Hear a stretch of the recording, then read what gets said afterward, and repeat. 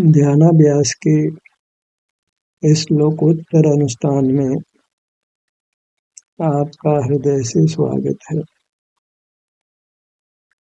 अभिनंदन है, अभिवादन है। ध्यानाभ्यास के लिए कृपया अपने नेत्रों को बंद कर लीजिए। बाहर का जानना बंद कीजिए।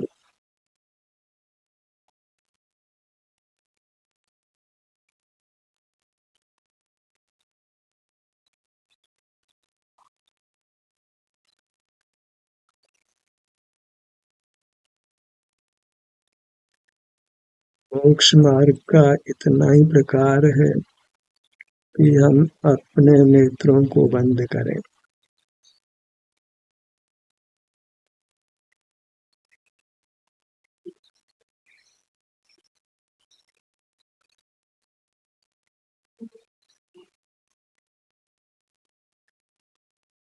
इससे अधिक मोक्ष मार्ग का विस्तार नहीं है। नेत्रों को बंद करते हैं तो स्वतः ही हमारा मुख अपनी ओर होता है। नेत्र से आशय पदार्थों को जानना है, जानना बंद करना, वही नेत्रों को बंद करना है। हम जितना समय पदार्थों को देखने जानने में लगाते हैं, उतना ही हमको दुख मिलता है, न कम न ज्यादा। जितना कम समय हम पर पदार्थों को देखने जानने में लगाते हैं, उतना ही कम हम दुख पाते हैं। और पर पदार्थों के जानने में कुछ भी समय नहीं लगाएं तो फिर बिल्कुल भी दुख नहीं होता है। संसार पर पदार्थों के जानने से है, पर पदार्थों के जानने रूप है। वही हम अनादि से करते आए हैं और आज तक हम ये समझ नहीं पाए कि दुख का कारण पर पदार्थों को जानना है। पर पदार्थों को जानने में ही हम अपने सन्मुख नहीं रह पाते, अपने स्वरूप में केली नहीं करते, स्वरूपाचरण चारित्र प्रकट नहीं होता, हम स्व सन्मुख नहीं होते।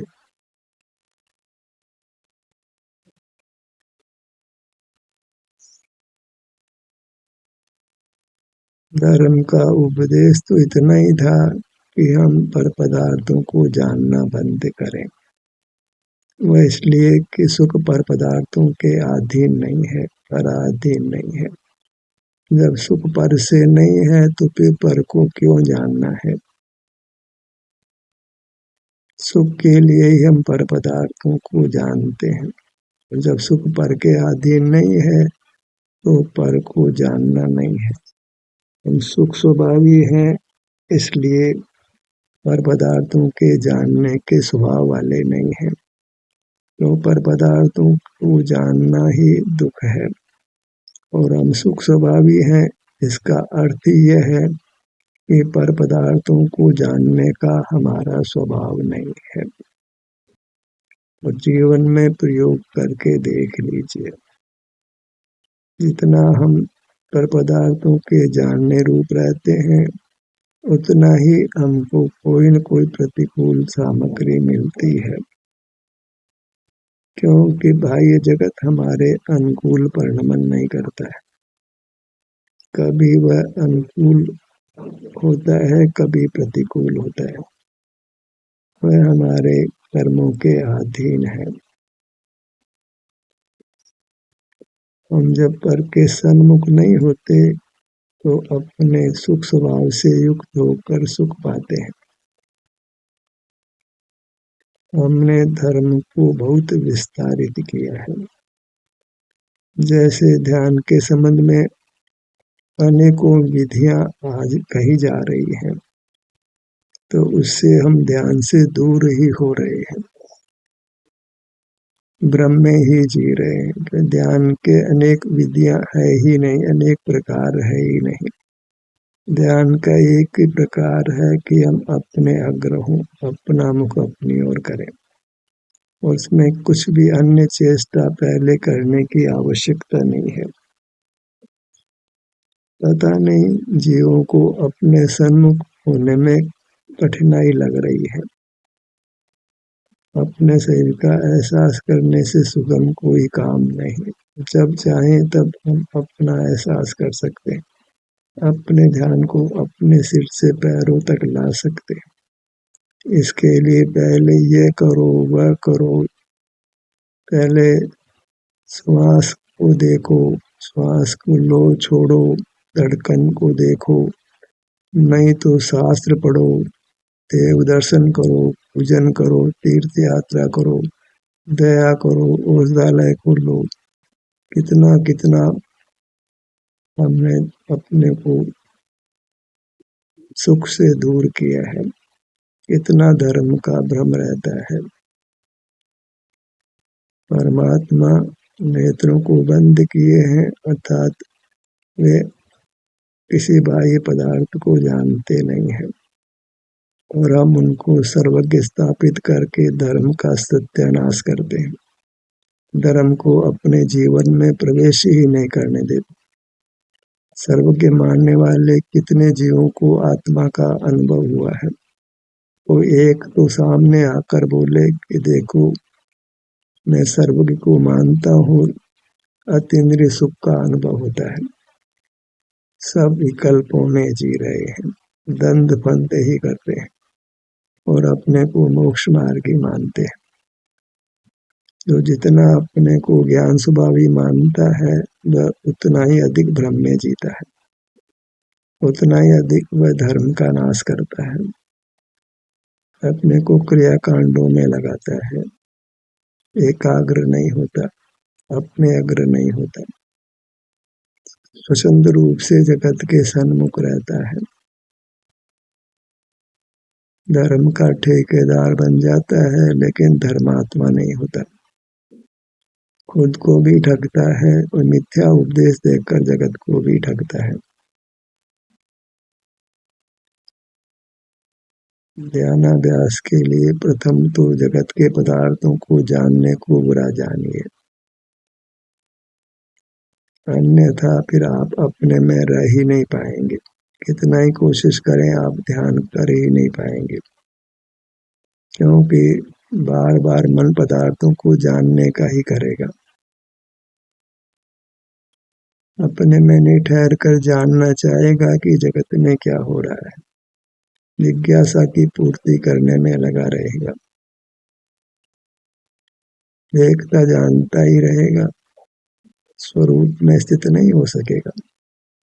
जब देखने जानने को कालकूट विष मानेगा, सब संसार का हेतु जानेगा, पंच प्रावर्तन का कारण मानेगा, नरक का कारण मानेगा, निगोद का कारण मानेगा, विकल्प में जन्म लेने का कारण मानेगा, अस्वस्थ होने का कारण मानेगा, तभी वह पर पदार्थों के जानने पर रोक लगा सकता है। पर पदार्थों के जानने पर रोक लगाने से ही ध्यान होता है। नहीं तो आंख बंद करके ध्यान करने बैठेगा तो भी मन तो उछल उछल कूद कर बाहर आएगा, अन्य पदार्थों का स्मरण करेगा, जो जाना हुआ है उसी की पुनरावृत्ति करेगा, बाह्य जगत के बारे में ही कुछ न कुछ सोचता रहेगा, कोई न कोई काम आड़े आता रहेगा और वह ध्यान नहीं कर पाएगा। भले ध्यान मार्ग को समझ भी ले कि अपना मुख अपनी ओर करना है, तो भी जब तक ज्ञान को बुरा नहीं जानता है तब तक अपने सन्मुख नहीं रह पाएगा। मार्ग नास्ति और अस्थि दोनों से चलता है, केवल अस्थि से नहीं चलता है। नास्ति अत्यंत बलवान है, क्योंकि वह इंद्रिय ज्ञान में मजबूती से खड़ा है, आज से नहीं अनादि से खड़ा है। ये पाप नया नहीं है, अनादि का है, अनादि से संसार में रुल रहा है। एक जानने को अपराध नहीं मानने से, जानने को संसार का कारण नहीं मानने से। जैन बन गया, जिनेंद्र की जय भी बोलता है, पर इंद्रिय ज्ञान को अपना स्वभाव पक्का पक्का मानता है। जानना इंद्रिय ज्ञान रूप ही है, उसको अपना स्वभाव मानता है। मैं ज्ञान स्वभावी हूँ, ज्ञाता दृष्टा हूँ, साक्षी हूँ, जाननहार हूँ, ज्ञायक हूँ। अपराध को कितने नाम दिए हैं। भला इस जीव का भला साक्षात भगवान करता भी हो तो नहीं कर सकते हैं। खुद ही अपने पाँव पर जो कुल्हाड़ी मारता है उसको कौन बचा सकता है। जिसको यह अभिप्राय हो गया कि मुझे आत्महत्या करनी है, तो भले ही कितने लोग उसको आत्महत्या नहीं कर पाए उसका उपाय करें, कोई न कोई रास्ता निकाल लेता है और आत्महत्या करके ही रहता है, मर के ही रहता है। ऐसे ही जिसको जानना अपना स्वभाव लगा है तो वह जान कर ही रहेगा, वह ध्यान में नहीं रह पाएगा। वो जानेगा और जानेगा, वो इंद्रिय ज्ञान में रहेगा, अखबार पढ़ेगा, टीवी देखेगा, इससे बात करेगा, उससे बात करेगा, नाना मूर्त पदार्थों के बारे में सोचेगा, इसको लाना है, इसको हटाना है, रात दिन मूर्त के साथ ही जुड़ा रहेगा। राग द्वेष करता रहेगा, किसी से राग करेगा, किसी से द्वेष करेगा, खुद भी दुखी रहेगा, अपने संग में जो जीव है उनको भी दुखी करने का पूरा प्रयत्न करेगा। जो अपने में स्थित हो गया है, जानने से विराम जिसने लिया है, वही सुखी होता है और दूसरों के दुख में निमित्त नहीं होता है। और उसी की वाणी जनवाणी कहलाती है। कोई भगवान की कोई दिव्य ध्वनि नहीं होती है। जो वीतराग हो गया उसको दिव्य ध्वनि का प्रश्न ही उपस्थित नहीं होता है। जो आत्मस्थ हुआ है और अभी राग की भूमिका से निवृत्त नहीं हुआ है, अभी स्वरूप में पूरी तरह नहीं ठहर पाए हैं, तो वह स्वरूप में जो सुख मिला है उसको बाहर आकर कहता है। जो कहीं अच्छी वस्तु मिल जाए तो उसके बारे में लोगों को जीव सहज ही बताते हैं। अंदर सुख मिला है तो वह जीव बाहर आकर जीवों को अंदर के सुख को कहता है। औरों की तो ताकत ही भला कहाँ है जिन्होंने अंदर के सुख को नहीं देखा है। जो बाहर ही बाहर रहे हैं वो क्या जाने अंदर का सुख कैसा होता है। वह सुख की कल्पना तो कर सकता है, और कल्पना भी विषय सुख रूप ही होती है। उसको कुछ आत्मिक इंद्रिय सुख का भान नहीं है। नेत्रों को बंद करिए, इतने मात्र से संपूर्ण मोक्ष मार्ग आ जाता है। इंद्रिय जय हुई, जिनेंद्र हो गया। जैन शब्द ही मोक्ष मार्ग को कहता है, जिन शब्द मोक्ष मार्ग को कहता है। और इतना शब्द जो मोक्ष मार्ग को कहता है, बार बार उसका उच्चारण करके बोल करके भी हम कुछ नहीं समझ पाते हैं। कारण कि बहिर्मुखता में समझ होती ही नहीं है।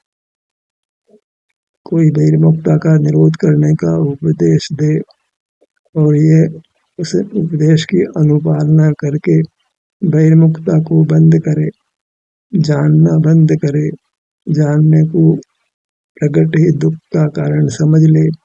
एक एक इंद्रिय के ज्ञान में अनंत बार ये मरा है। हाथी का उदाहरण आता है, हथनी की ओर जाते हुए वह मरण को प्राप्त होता है। मछली रसना इंद्रिय के कारण मरण को प्राप्त होती है। भंवरा घ्राण इंद्रिय के कारण मरण को प्राप्त होता है। पतंगा अग्नि की ओर जाता हुआ प्राण देता है। हिरण ध्वनि की ओर जाता हुआ प्राण देता है। इतना स्पष्ट रूप से आगम में व्याख्यान होने पर भी ये इंद्रियों से मूर्त पदार्थों को जानने को अपना स्वभाव कहता है। जिनवाणी कुछ इसका उपकार नहीं कर पाती है। वह जिनवाणी का वक्ता होकर भी जिनवाणी के विरुद्ध बोलता है। कुछ ऐसा ही कलिकाल का प्रताप है। अनादि से ही है, बुद्धि की दुर्लभता है। एक ही निर्धार कर लें कि जानना मेरा स्वभाव नहीं है, वो दुख का कारण है, वही सुखच्युति है, वही पाप है। जानो साक्षी भाव रखो, वीतराग रहो, क्या पागल हुई है दुनिया। जिनवाणी पढ़ पढ़ के ऐसी विपरीत प्ररूपना करते हैं, उस शर्म नहीं आती, लोक लाज भी नहीं है। अपने ध्यान को अपने मुखमंडल पर लाइए।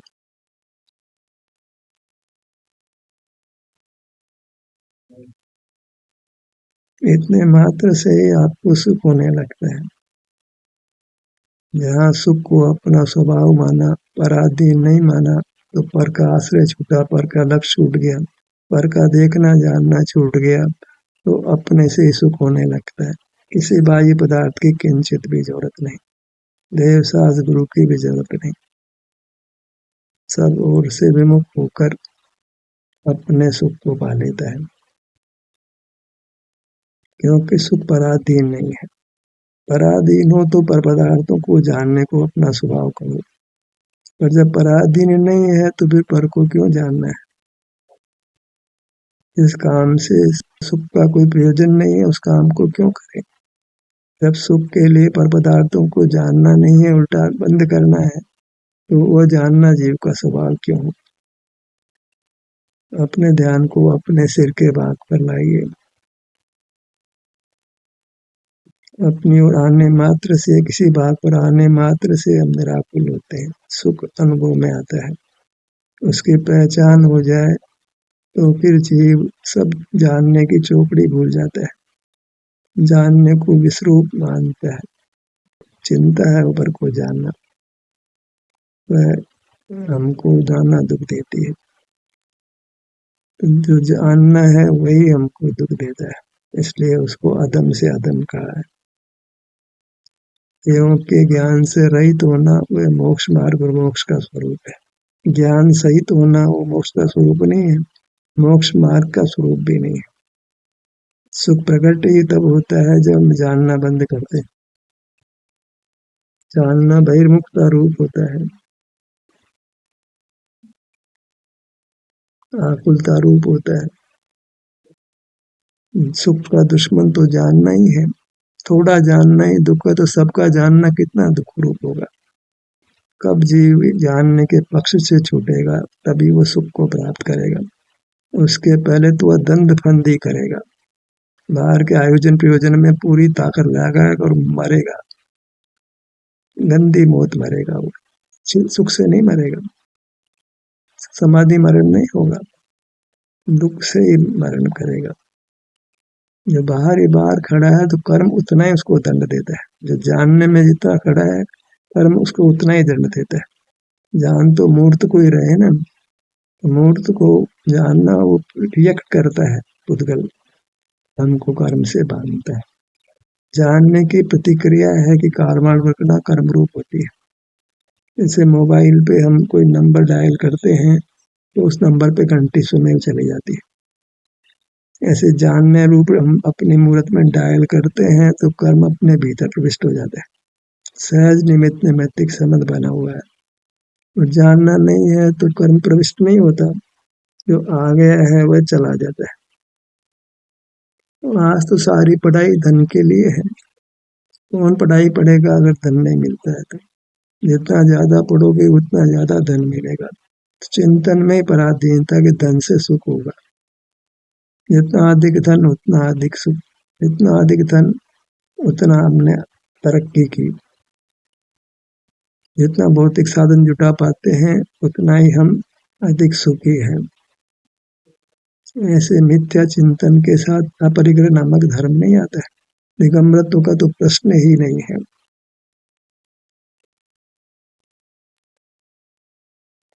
दिगंबरत्व तो यह है कि जहाँ चिदाकाश में ही आपका निवास होता है, सिर से पैरों तक ये चिदाकाश है, चेतन क्षेत्र है, चेतन अमूर्त स्थान है, उसमें निवास करते हैं तो मोक्ष मार्ग होता है। वह मूर्त का कोई व्यवसाय नहीं है, मूर्त से कोई संबंध ही नहीं है। जैसे जो कर्ण इंद्रिय वाला नहीं है उसको कितनी आवाज हो, बिल्कुल उसके लिए आवाज नहीं है, बिल्कुल आवाज सुनने में नहीं आती। इसके चक्षु इंद्रिय ने ऐसा कुछ भी मूर्त जानने में नहीं आता, दिखने में नहीं आता है। इसको घ्राण इंद्रिय ने ऐसा कुछ भी सूंघने में नहीं आता है। ऐसे जो परमात्मा हो गया सब कुछ मूर्त पदार्थ जानने में नहीं आता है, क्योंकि वह 5 इंद्रियों से रहित है। मन नहीं है इसलिए विचार से रहित निर्विकल्प है, मस्तिष्क नहीं है इसलिए कोई स्मृति नहीं है। फिर क्या है? अद्भुत सुख है, सर्वांग में सुख है, स्वास्थ्य है और वो परमानंद है, जो ज्ञान से रहित है, विकल्पों से रहित है, रागादिक से रहित है। ऐसे सुख के लिए किसी पर पदार्थ के जानने की आवश्यकता नहीं। तो जानना ही नहीं है तो फिर ग्रहण होना का तो प्रश्न ही कहाँ है। जानना ही परिग्रह है, नहीं जानना ही उसको प्रत्याख्यान कहते हैं। ज्ञान में त्याग रूप अवस्था, परमात्मा को प्रत्याख्यान नामक धर्म है। ज्ञान में त्याग रूप अवस्था है, तथा ज्ञान में कुछ भी ग्रहण नहीं है। ज्ञान ज्ञेयों से रहित है, ज्ञान ही नहीं है, अभी तो ज्ञान ज्ञेयों से रहित होगा। ज्ञान का सत्व ही समाप्त हो गया, मूल से उखाड़ दिया। सुख अपने स्वभाव से होता है, कोई कारण नहीं उसका। उनका स्वभाव से स्पर्श वाला है, हम स्वभाव से सुख वाले हैं। कुछ भी पराधीनता नहीं, कुछ जानने की पर को आवश्यकता नहीं। सुख ज्ञान के अधीन नहीं है, पर के अधीन नहीं। पर और ज्ञान की तो मैत्री है और सुख अकेला है। ज्ञान ज्ञेय का तो ज्ञेय ज्ञाय का तो संबंध है, और जीव संबंध रहित है। जीव आनंद भुजी है। जब जीव को ज्ञान से विरक्ति होगी, समझ लीजिए उसको मोक्ष मार्ग जीवन में प्रकट हो गया। नहीं तो कितने हाथ पांव मारे, उसको मोक्ष मार्ग होने वाला नहीं। वह बहिर्मुख रहेगा रहेगा, कोई उसको रोक नहीं सकता है। पहले ही वो बहिर्मुखता में नाना प्रकार के पाखंड करता हो, धर्म के नाम पर वह खुद को ठगता है और उनको भी ठगता है। धर्म निश्चल रहने रूप है। जानना नहीं होता तो जीव निश्चल हो जाता है, निष्क्रिय हो जाता है, राग द्वेष रहित हो जाता है। वह सहज ही अपने स्वास्थ्य को प्रकट कर सुख को भोगता है। अनुपम सुख, अतीन्द्रिय सुख भोगता है। ध्यान तो हो जाएगा, पर ज्ञान की पीड़ा से तो मुक्त हो। ज्ञान की पीड़ा जब तक रहेगी तब तक ध्यान नहीं होगा।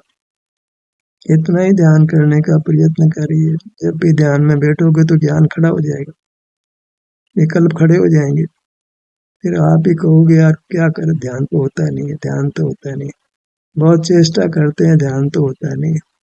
होता है क्या है, वो ध्यान का बैरी तो पेट में पड़ा है, सर्वांग में पड़ा है ज्ञान स्वभाव। ज्ञान करेगा वो, ज्ञान को मूल से उखाड़ देना है, ताकि वो फिर वृक्ष पैदा ही नहीं हो, दुख का वृक्ष पैदा ही नहीं होगा, विकल्प होगा ही नहीं। मैं केवल सुख भोजी हूँ। यहाँ पर का लक्ष्य नहीं है, सर्वांग में आनंद ही आनंद है, और आनंद के सिवा कुछ नहीं है, केवल सुख है। हम चाहते हैं कि सुख जीव को निरंतर होता ही रहे, ध्यान निरंतर होता ही रहे। बहिर्मुखता बिल्कुल नहीं, एक क्षण मात्र को कोई विकल्प उत्पन्न नहीं हो, कुछ देखने की इच्छा ही नहीं हो, कुछ सुनने की इच्छा ही नहीं हो, देखने सुनने से भय लगता हो। स्वभाव मानना तो बहुत दूर रहा। इसको मरना मंजूर है, लेकिन देखना जानना मंजूर नहीं है। वह जीव आत्मस्थ होता है, कायस्थ होता है, मोक्ष मार्गी होता है।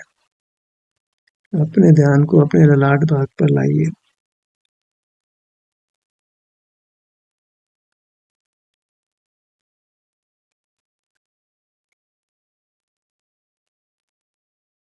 जीव ज्ञान इच्छा से मुक्त हुआ तो वह परमात्मा होगा।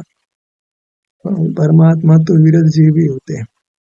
ज्ञान इच्छा से विरक्त वो होगा जो ज्ञान को बुरा जानता है, स्वभाव मानता है। वह ज्ञान इच्छा से विरक्त कैसे हो सकता है?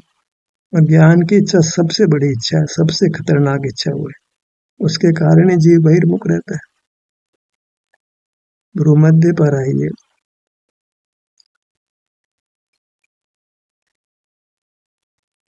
हमारा जितना ध्यानाभ्यास का कार्यक्रम चलाते हैं वो सब फैल हो जाता है, कारण कि जीव ज्ञान के निषेध में आता ही नहीं है। तो हम कितना ही प्रयत्न करें, अंतर में विहार कराने की कोशिश भी करें, वह जब भी ध्यान करना चाहेगा तो ज्ञान खड़ा हो जाएगा और वह ध्यान नहीं कर पाएगा। ध्यान और ज्ञान दोनों साथ नहीं चल सकते हैं, दोनों विलोम है। एक को मरना ही होगा। ज्ञान खड़ा करेंगे तो ध्यान मरेगा, ध्यान को खड़ा करेंगे तो ज्ञान मरेगा। हम ज्ञान को मारना ही नहीं चाहते, और जिंदा करना चाहते, उसको और पुष्ट करना चाहते, तो ध्यान का तो जन्म ही नहीं होगा। कानों के भाग पर आइए। इतना सुगम सुख का मार्ग जो अपना स्वभाव ये पर निरपेक्ष है, कोई निमित्त की जरूरत नहीं है, अपने स्वभाव से ही है, किसी को याद करना ही नहीं, किसी को जानना ही नहीं। मिश्र को मिठास कितना दूर, जीव को सुख कितना दूर, उद्गल को स्पर्श कितना दूर। उद्गल को स्पर्श के लिए ज्ञान की आवश्यकता नहीं, जीव को सुख के लिए ज्ञान की आवश्यकता नहीं। नासिका भाग पर आइए।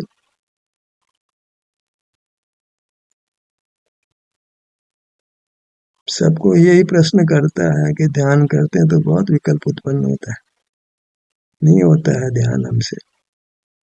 अभी ध्यान तो होगा, अपने आप ही होगा। तुम जरा ज्ञान को परीक्षण कर लो ना, कि ज्ञान का क्या स्वरूप, जिसमें तुम खड़े हो। नाक में मल रख करके तुम बाग में फूल की सुगंध नहीं ले पाओगे, ज्ञान का मल लेकर तुम ध्यान का सुख नहीं पाओगे। ज्ञान इंद्रिय ज्ञान है, वो निंद्य है, होशंभावी राग का, कर्मबंध का और संसार का कारण है। और इंद्रिय ज्ञान के अलावा दूसरा ज्ञान हमारे पास है नहीं, जिसके हम गीत गाते हो, इसको अपना स्वभाव माने। कौन सा ज्ञान स्वभाव हमारे व्यक्त है, कोई बताए तो सही। गर्दन के भाग पर आइए। पूरा धड़ का भाग,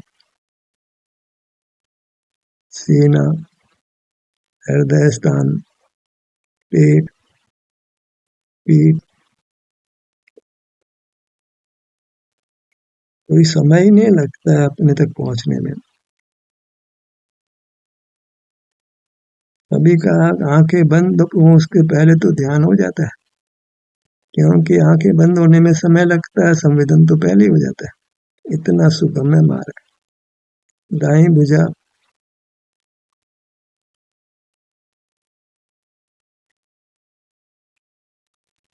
बाएं भुजा, दाएं पैर, बाएं पैर। इतनी सीमित सी मूर्त है हमारी, सिर से पैरों तक, वही हम प्राप्त नहीं कर पा रहे हैं। कई देशों में घुमाते हैं, दिखाते हैं, इतनी सी मूर्त देखने में नहीं आती है। ये क्या बात हुई। सब देशों में, विदेशों में, सब शहरों में घूम लेता है, नाना पुस्तकें पढ़ लेता है, नाना विशेषज्ञ बन जाता है, इंजीनियरिंग का, कोई डॉक्टर का, कोई बैरिस्टर का, पर अपनी मूर्त का विशेषज्ञ नहीं बन पाता। छोटी सी है पाँव से मस्तक तक। पर क्या करे, वो बैरिस्टर बनने में, व्यापारी बनने में, अच्छी नौकरी पाने में, खूब धन कमाने में, सारे जगत को जानने में जितना सुख माना है, वो भला इस छोटी सी मूर्त को पाकर कैसे संतुष्ट होगा। छोटी सी मूर्त महासुख वाली है, सारे दुखों से मुक्त करने वाली है, वही परमात्मा है। उसी को हमने उत्तम मानकर ग्रहण करना है, फिर उसमें ज्ञान का कोई व्यवसाय नहीं, वहाँ केवल सुख की अनुभूति है। ध्यान का सत्र यहीं समाप्त होता है। आपकी सहभागिता के लिए धन्यवाद।